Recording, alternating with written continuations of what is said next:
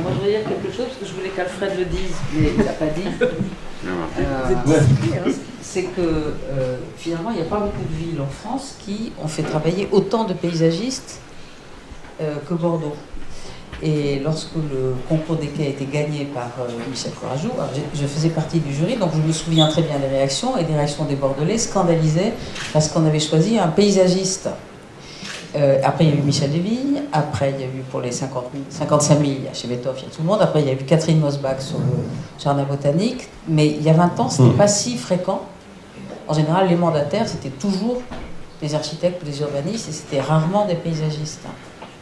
Mais parce qu'il y a 20 ans, est-ce que paysagistes, il y en avait autant qu'il y en a actuellement, justement?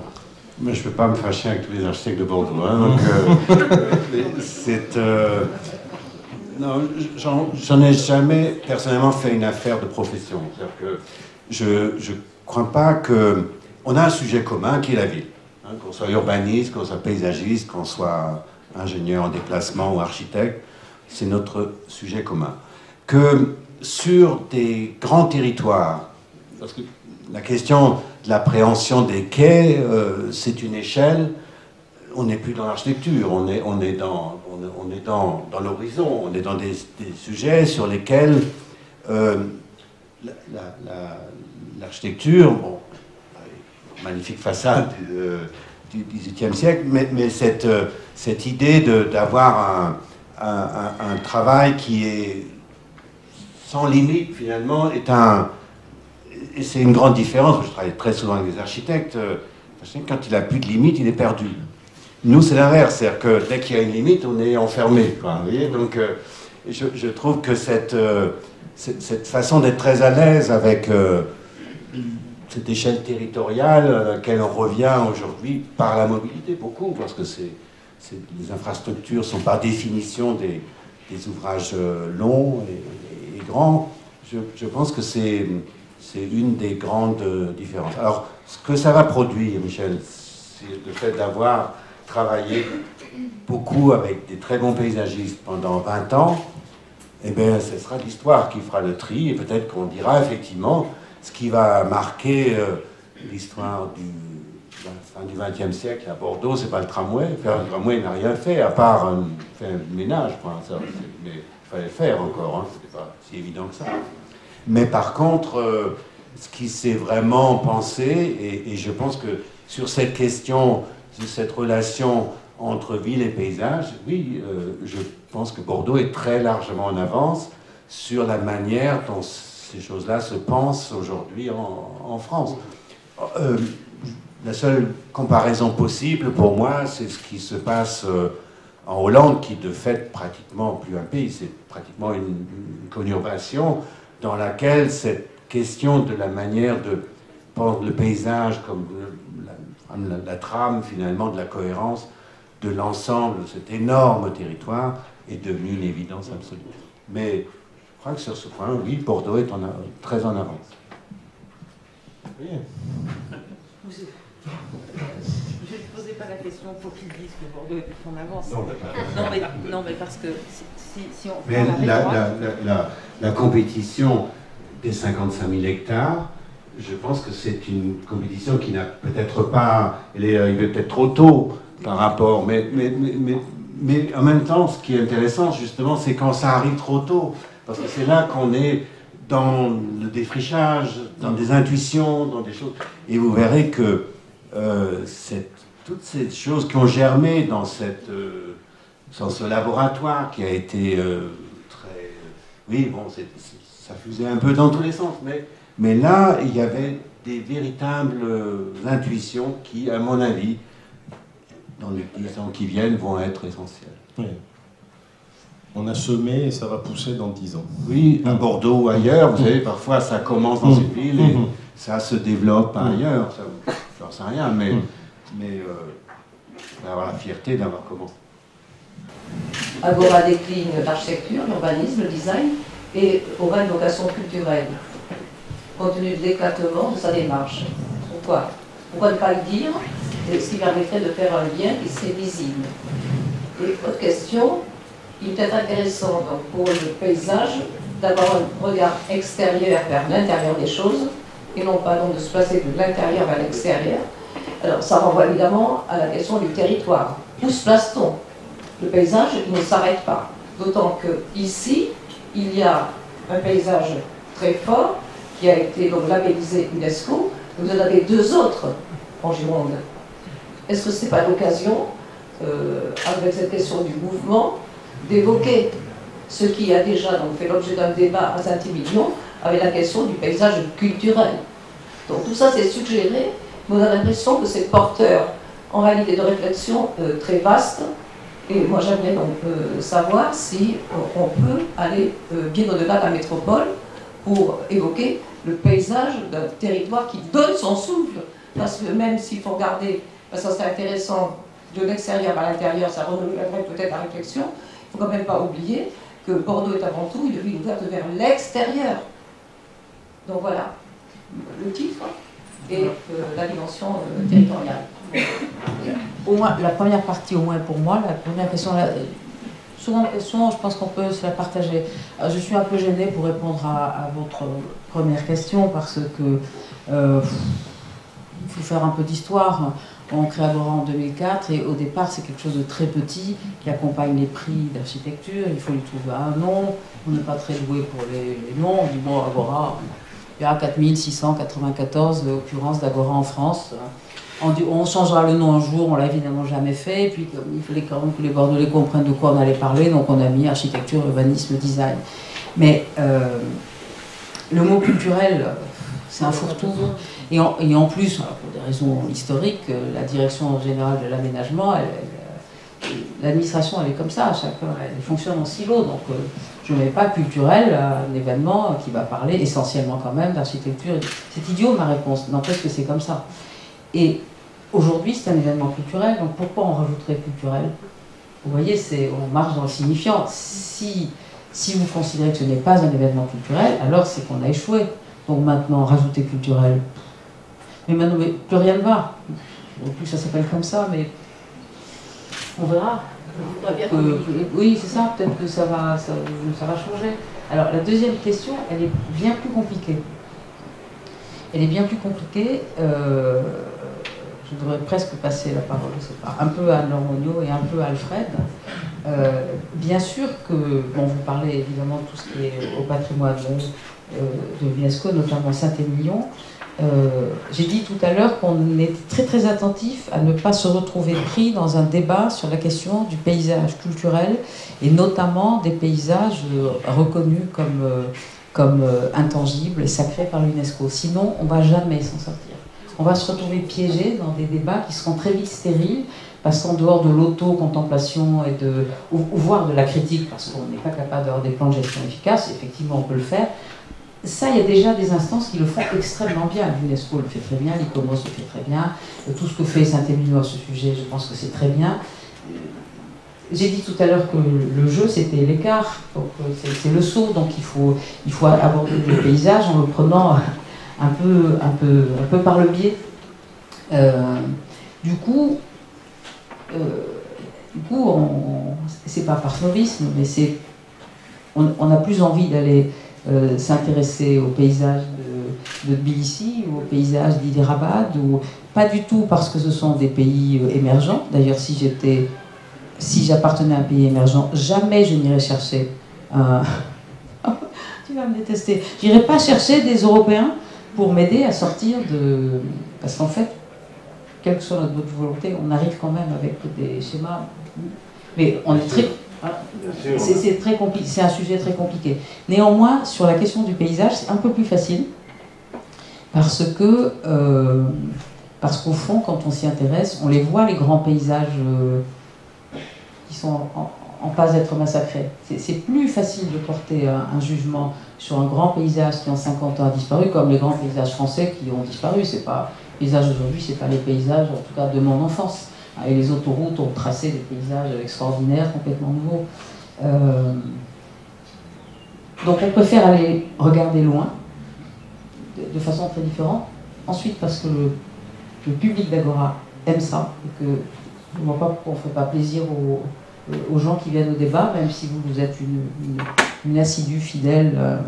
Je suis consciente que ma réponse n'est pas très bonne, Mais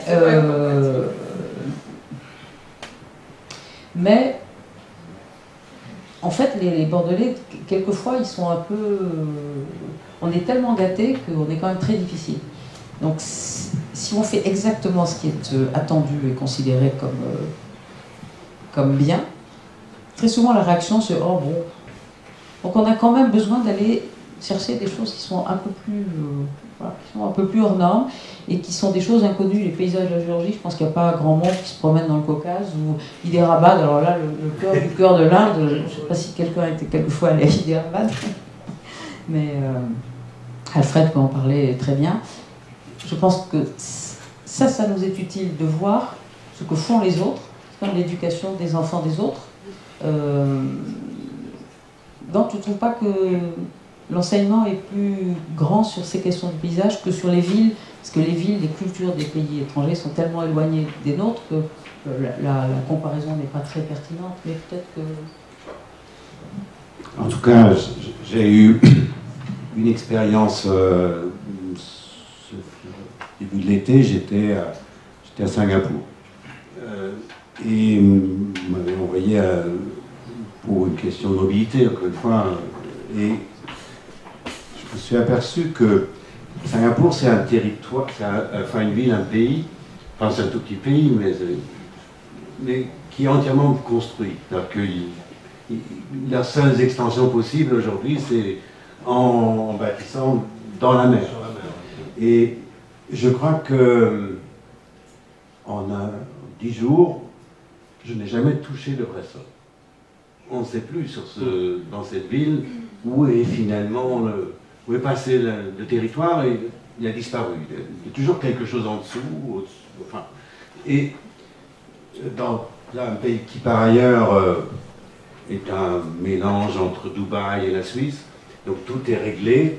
Le dernier soir, j'étais assis dans un dîner en face du gouverneur, il me dit, vous savez, on est perdu.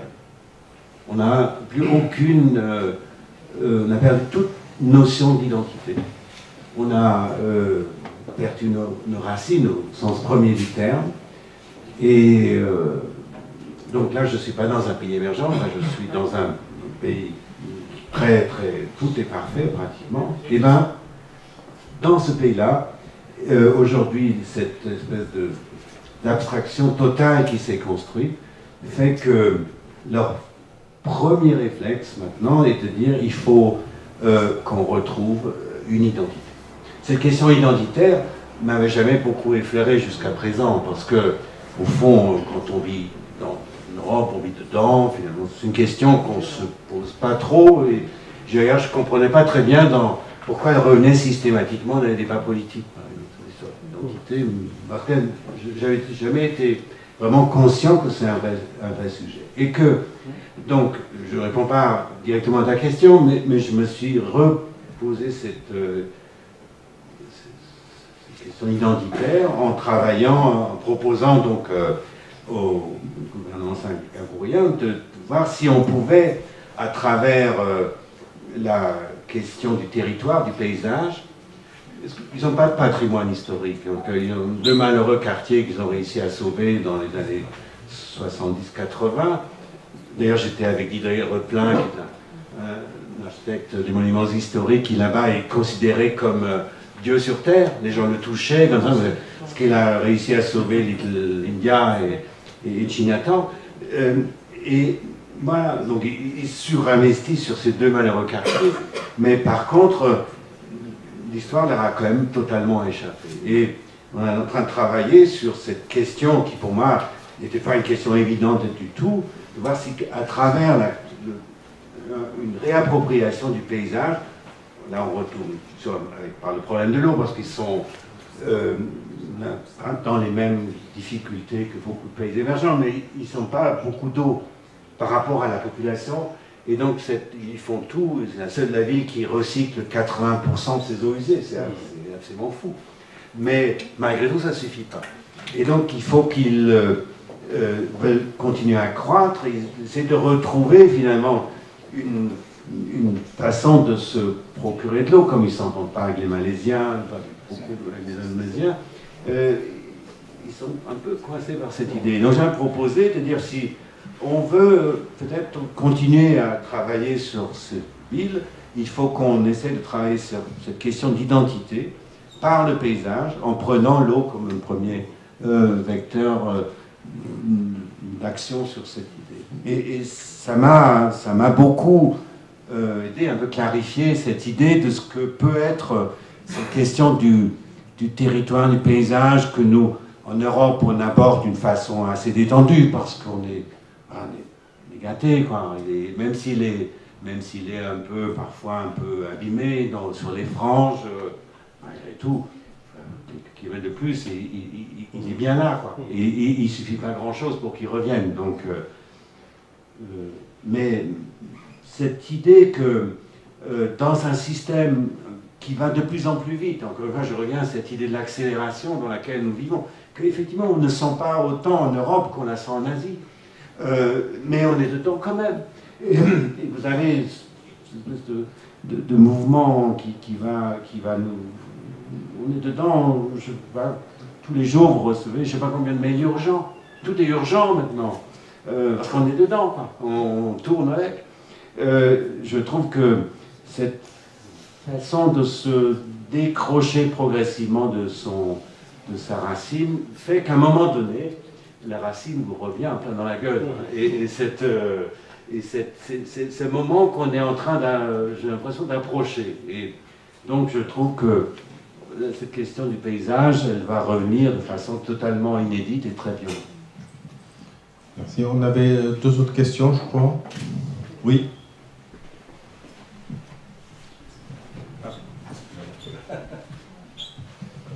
Peut-être que l'intervention d'Anne-Marie Civilise, que j'apprécie en tant qu'à la fois animatrice justement de territoire et par rapport à l'histoire, en fait, le mot culture qu'elle va chercher, c'est, je crois, elle veut parler de, enfin, j'entends moi de l'humain, c'est-à-dire que l'architecture est au service de l'homme, l'urbanisme est au service de la collectivité, le design du bien-être. Et effectivement, on attend, effectivement, et comme ça a toujours été le cas d'ailleurs avec la Biennale, que ce soit au service de l'humain, de la population. Combien c'est intéressant de voir les Bordelais autour des maquettes, des futurs ponts, des futures architectures, se poser des questions, critiquer, se moquer, mais aussi apprécier. Enfin, ça, c'est du quotidien qui est très, très passionnant. Et quelque part, on attend aussi que cette manifestation soit des liens, crée du lien entre les générations, entre l'université du Bordeaux, avec un campus extraordinaire qui est en train d'exploser actuellement avec beaucoup d'efficacité, avec ces près de 80 000 jeunes qui y vivent, et quelque part, renouer le lien, créer du lien avec Bordeaux. Et c'est pas la place de la Victoire qui crée du lien avec les beuveries du jeudi soir. Quelque part, on attend autre chose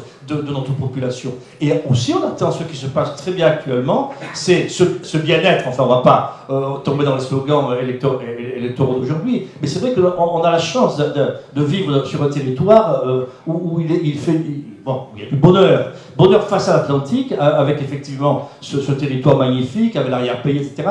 Donc c'est quelque part, on attend que cette biennale soit ça. Ceci étant, comme c'est une biennale, d'une biennale à une autre, il peut y avoir une autre biennale qui travaille sur la complémentarité. Je ne sais pas, est-ce qu'il y a une question ou... Bah oui, ça s'adresse à Madame la directrice de la culture. Est-ce qu'entre deux biennales d'art, d'architecture, on ne peut pas mettre une biennale de culture justement? Alors, j'ai pris le micro parce que j'étais pas sûre d'avoir compris votre question, mais je me suis dit que ça devait me concerner. Je suis toujours pas certaine d'avoir compris. Ce qui est sûr et certain en revanche, c'est que pour moi, Agora, c'est un projet culturel. Il n'y a aucun doute là-dessus. D'abord, l'architecture et le design sont quand même si on est un peu technicien, des disciplines qui s'apparentent à la culture. Et comme je le disais tout à l'heure quand je parlais de la capitale européenne de la culture, c'est une vision assez large. Après, on peut dire que tout est culturel, mais à ce moment-là, ça ne répond pas non plus à la question. Par rapport à la question que vous posez sur le rythme, si je resserre un peu les choses, ce qu'on essaie de bâtir pour 2017 avec Michel, en agrégeant tous ces projets, c'est une première expérimentation. C'est une vraie expérimentation culturelle qui va nous permettre de créer un lien, comme une arche, quoi, entre... On se sert de l'inauguration de la LGV, du lancement de la LGV, c'est un prétexte. On s'est dit, tiens, il y a ce truc qui arrive, c'est l'occasion de se fédérer, c'est l'occasion de proposer quelque chose de collectif sur un plan culturel. Donc, on espère bien que cette première initiative, même s'il n'y a plus d'inauguration de LGV, elle se réitère. Et c'est lié bien sûr à l'avenir aussi de la Biennale Agora. L'idée de créer une autre manifestation qui viendrait se poser sur le territoire, moi j'y suis pas très favorable. Je pense qu'aujourd'hui c'est plus comme ça qu'on fait les projets culturels. Je pense qu'il y a eu une grande époque, c'est peut-être un peu comme en architecture, où on venait poser un nouveau projet avec de l'argent, alors ça pouvait être des bâtiments, ça pouvait être des festivals, et puis après on se disait bon, on va aller chercher des médiateurs pour discuter avec les gens, parce qu'on va leur parler de notre projet. Là la démarche elle est inversée, et c'est aussi ce qu'on a essayé de faire avec Marseille en 2013, c'est de se dire bon, on part du territoire, et à partir du territoire, on regarde comment on arrive à travailler ensemble et à faire des projets les plus beaux, les plus forts, les plus intéressants. Et bien sûr qu'on travaille pour l'humain. Enfin, je veux dire, on travaille pour les publics. Donc, la question de l'humain, elle est au cœur de la démarche culturelle dans son ensemble. Et là, je peux vous assurer qu'autour de ce projet Paysage 2017 au sens large, qui est évidemment un projet culturel, dont Agora est le centre, la totalité des opérateurs culturels, qu'ils soient municipaux ou non, financés ou pas par la ville, ils sont associés et ils vont proposer des choses pour tous les publics. Et je pense que c'est ça qui est important. Je ne sais pas si je réponds complètement à votre question. Si, mais puisqu'on parlait tout à l'heure de 2013, hein, la grande force de 2013 à Bordeaux, c'est que le dossier émanait des Bordelais.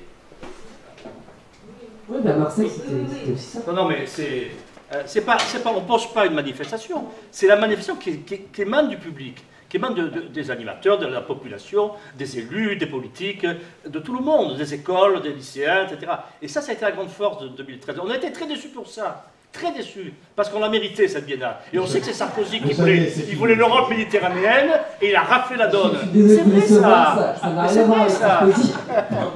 C'est vraiment un jury européen indépendant, et je disais tout à l'heure... Non, mais sérieusement, c'est des sujets qui sont complexes. N'ayons pas la langue de bois par rapport à ça. J'ai aucune langue de bois. Il y a un jury indépendant qui était le jury européen, et que les critères que j'indiquais tout à l'heure, c'est ceux-là. Marseille en avait plus besoin, et Marseille avait une dimension méditerranéenne qui, en 2008, intéressait l'Europe.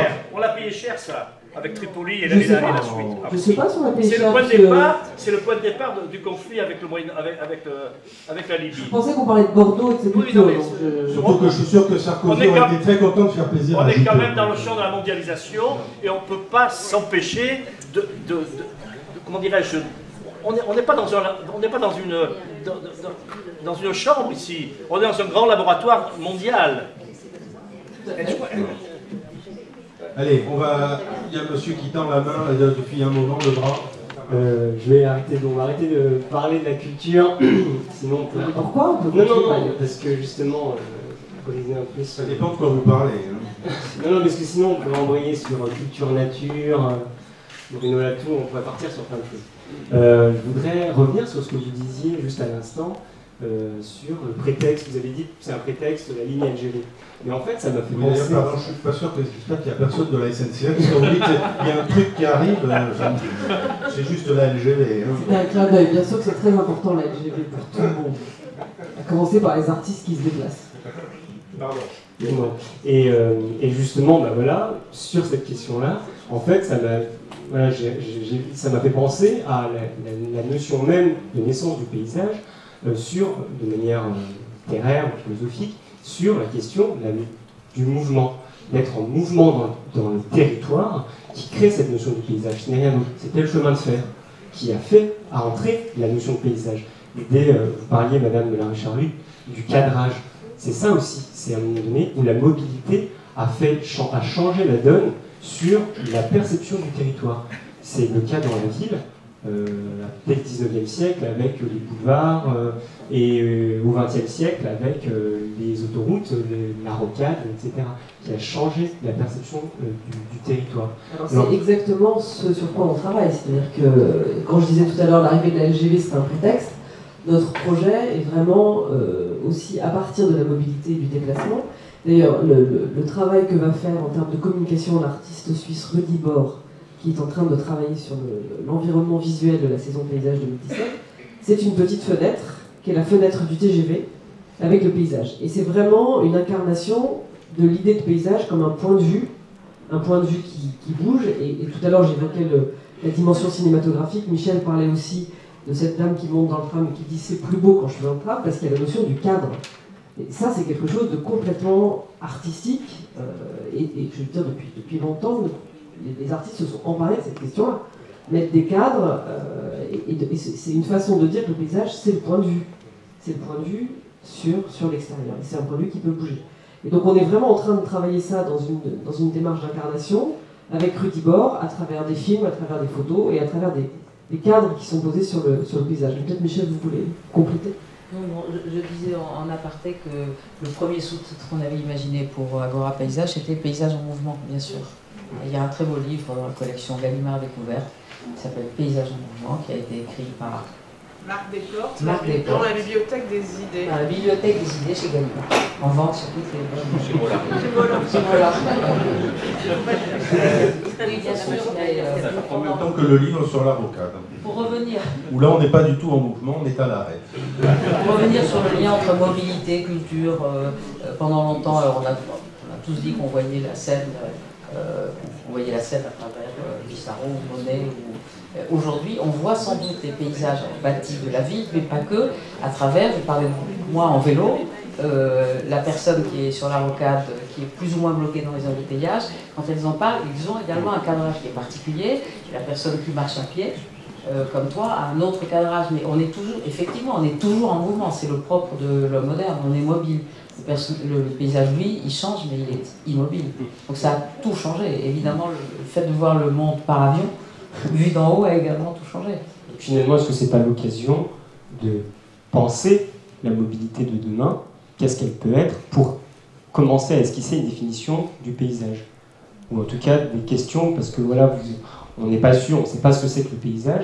Est-ce que travailler sur la mobilité, justement, c'est pas une manière d'esquisser déjà... mais vraiment préfigurer de nouvelles possibilités du paysage. Je vais essayer de vous répondre, et peut-être qu'après Claire et Alfred peuvent répondre, mais du coup c'est aussi une réponse à Guy Lenoir. L'idée d'Agora, c'est pas de vous imposer une interprétation ou une explication du monde.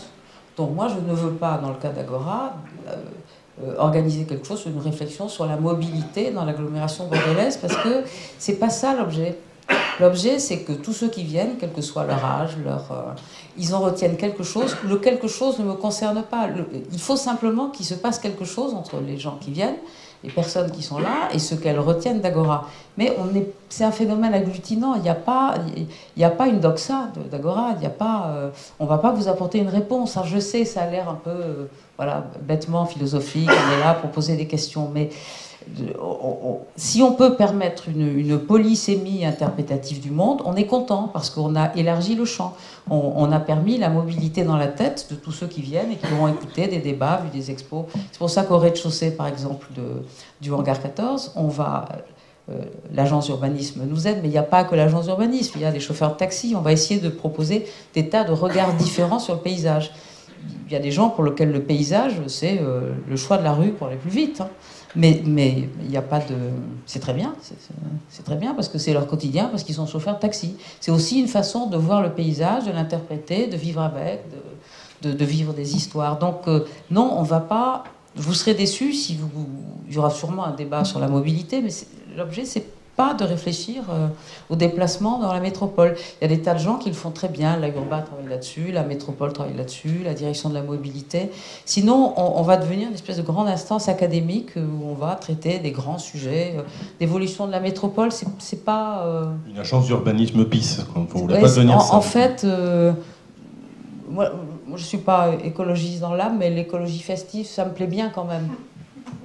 Je pense qu'on peut apprendre en s'amusant, je pense qu'on peut apprendre en rencontrant des amis, je pense qu'on peut... Et si après ça nous alimente, nous, au niveau de l'administration et au niveau des politiques, pour infléchir la façon de voir des politiques, on a tout gagné. Mais il faut le faire un peu, vous voyez, il faut y aller un peu comme ça, quoi. Il faut être un peu déhanché et permettre à absolument tous ceux qui ont des choses à dire de le dire. Puis après...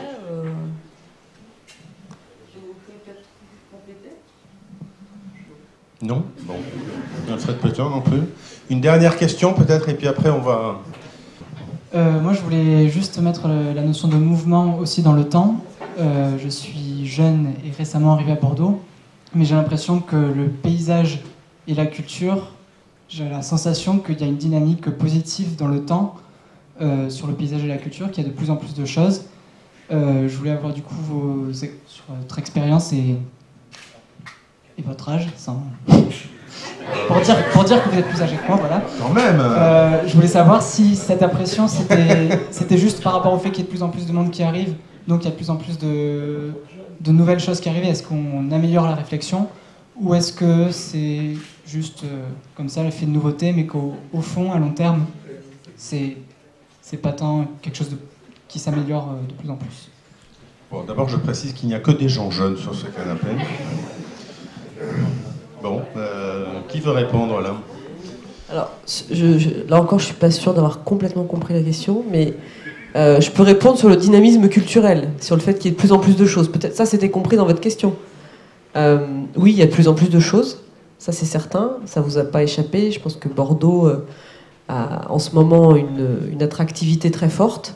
Nous, ce qu'on constate au niveau culturel, c'est qu'il y a de plus en plus d'artistes, de plus en plus d'auteurs, de créateurs, de maisons d'édition, de boîtes de production du visuel qui viennent s'installer à Bordeaux. Elles viennent s'installer à Bordeaux d'abord parce qu'elles quittent Paris. Donc ça, c'est un premier phénomène qui n'a rien à voir avec Bordeaux. Et ensuite parce que, comme Guy Lenoir l'évoquait tout à l'heure, il y a une qualité de vie ici qui commence à faire parler d'elle d'une manière assez claire. Il y a aussi tout un secteur dans le domaine de l'économie créative, j'aime pas trop ce terme, mais des industries culturelles. Je te citais tout à l'heure la bande dessinée, c'est aussi vrai dans le numérique. Il y a plein de petites entreprises qui arrivent ici, et puis il y a encore une fois, pas mal d'artistes là, de tout genre qui viennent y travailler. C'est à la fois un effet d'attractivité de la politique culturelle, mais c'est aussi la qualité de vie qui fait que tous ces gens ont envie d'être sur le territoire. Une fois qu'ils sont ici, évidemment, ils proposent des projets, ils se structurent, ils se fédèrent. Nous, la difficulté, c'est comment on accompagne ce mouvement, comment est-ce qu'on le rend visible, comment est-ce qu'on arrive à faire en sorte que les gens collaborent ensemble, que ça se fasse dans de bonnes conditions. Au cœur de toutes ces réflexions, la question de l'espace public est très forte. Je pense, à titre très personnel, par rapport à ce que j'ai pu vivre dans d'autres villes, je pense que Bordeaux n'a pas complètement investi son espace public en termes culturels, mais ça, c'est vraiment un autre sujet. Sur la question du mouvement et du paysage, je vais peut-être laisser mes amis sur du temps, sur le temps, oui. Et puis peut-être que Alfred va dire des choses aussi. Non, vous êtes effectivement très jeune. Nous aussi. Est-ce que la dynamique enclenchée aujourd'hui va se poursuivre? C'est vraiment pas notre question, c'est la vôtre. Donc Alfred dit une chose très juste sur laquelle on est parvenu, c'est qu'avoir trop d'argent est un handicap finalement, notamment pour les collectivités. Si je prends l'exemple de la Belgique, qui a un gouvernement, une organisation qui est beaucoup moins quand même organisée que la nôtre, avec notamment en matière culturelle beaucoup moins d'argent. Ils vivent sans gouvernement de temps en temps, mais ça ne leur pose pas tellement de problèmes. Ils ont un humour qu'on n'a pas, ils sont extrêmement sympathiques. Ils ont très peu d'argent en matière culturelle. Or, la ville de Bruxelles est une ville absolument incroyable. Et si vous regardez comment fonctionne Bruxelles, vous avez un écosystème. Les artistes entre eux s'organisent, une espèce de solidarité. Vous êtes peintre, vous voulez faire encadrer un tableau, l'encadreur va vous faire crédit. Vous allez trouver des squats organisés. Vous arrivez à Bruxelles, vous êtes logé le soir même. Et ça, peut-être qu'on peut considérer que cet écosystème il est d'autant plus dynamique que la collectivité est faible. Je ne suis pas en train de dire qu'il faut une collectivité faible. Ce que je dis, c'est qu'il y a obligatoirement un système presque de vase communicant et que cet écosystème entre artistes à Bordeaux, on ne le ressent pas comme ça. Et je pense que c'est aussi pour ça que l'espace public est peu investi. Si vous allez à Bruxelles, vous vous rendez compte que dès qu'il y a un petit endroit disponible, la ville de Bruxelles dit écoutez, je ne sais pas qu'en faire, donc les artistes peuvent l'investir à condition qu'une fois par semaine, on puisse venir voir ce que vous faites, ou à condition.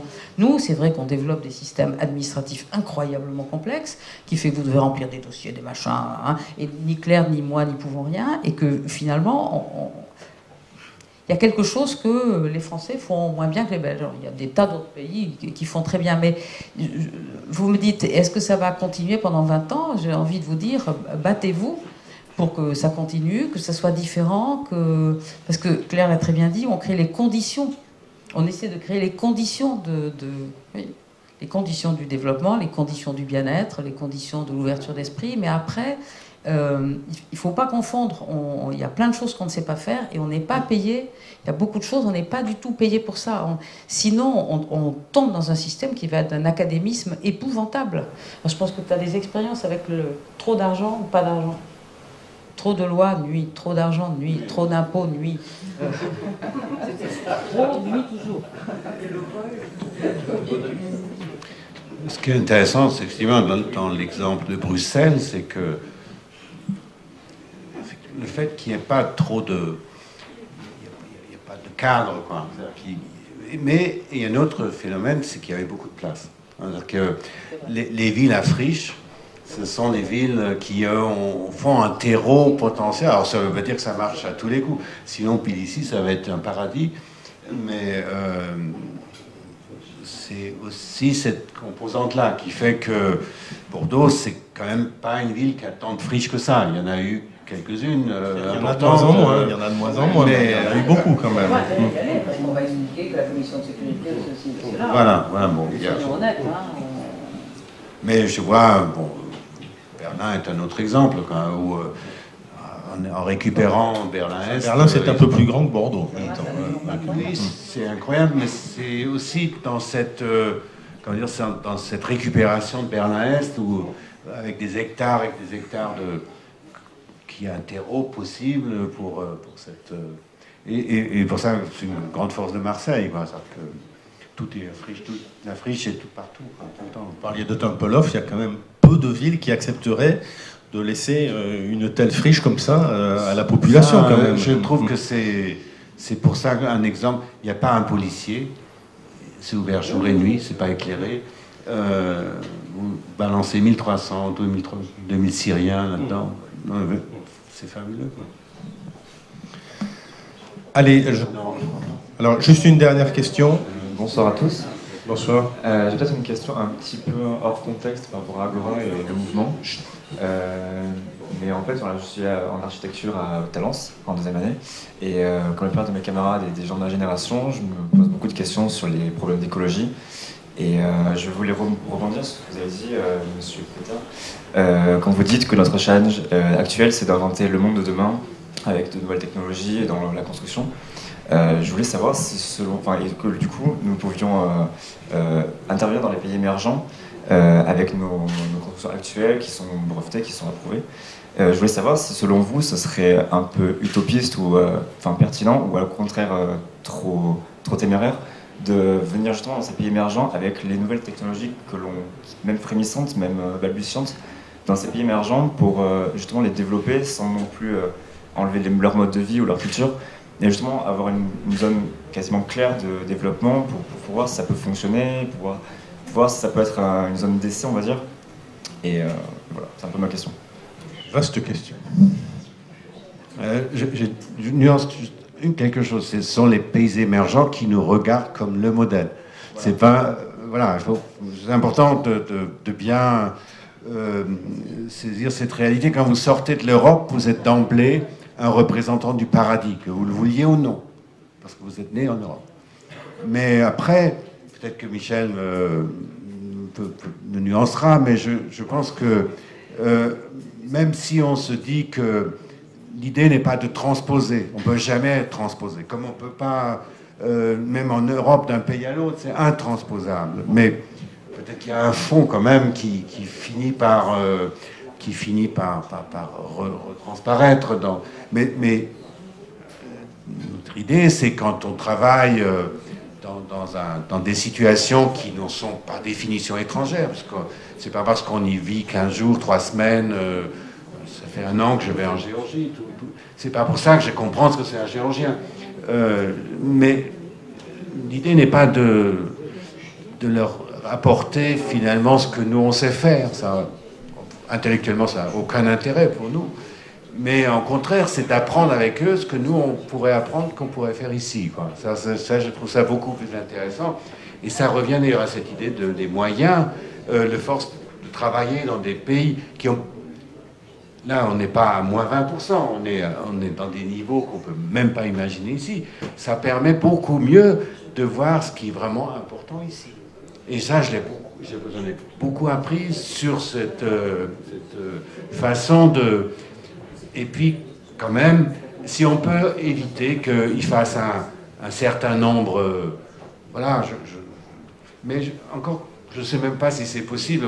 Je vois que tous les pays, par exemple, quand ils sortent d'un moment de très grande... de systèmes très dictatoriaux, la première chose, c'est de se vautrer dans la consommation. J'étais en Russie cet été, et dans la corruption, ça va ensemble. Est-ce que c'est évitable? Je ne crois pas. Je crois qu'il y a un moment donné où ce moment, après le cadenas, il y a besoin d'avoir...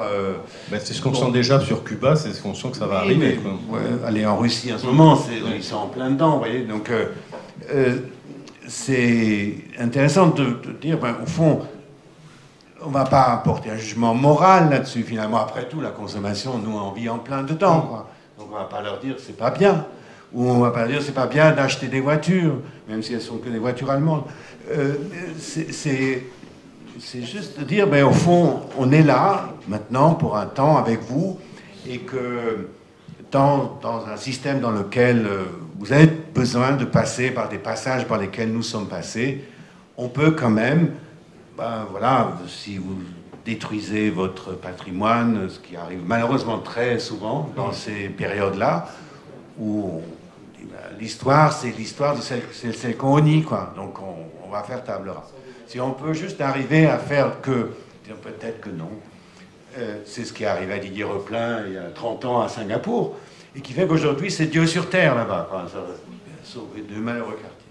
Donc si, voilà, il faut être très modeste, et dire qu'au fond quand même on peut peut-être, avec ce que nous on a dans nos gènes aujourd'hui, leur apporter quelque chose. Très bien. Bon, écoutez, je crois qu'on va finir sur ces paroles de sagesse en restant modeste. Merci beaucoup, merci à nos trois intervenants. Juste pour vous signaler qu'après ces 2 heures d'intense réflexion, un cocktail nous attend dans la cour du 308. Merci, bonne soirée.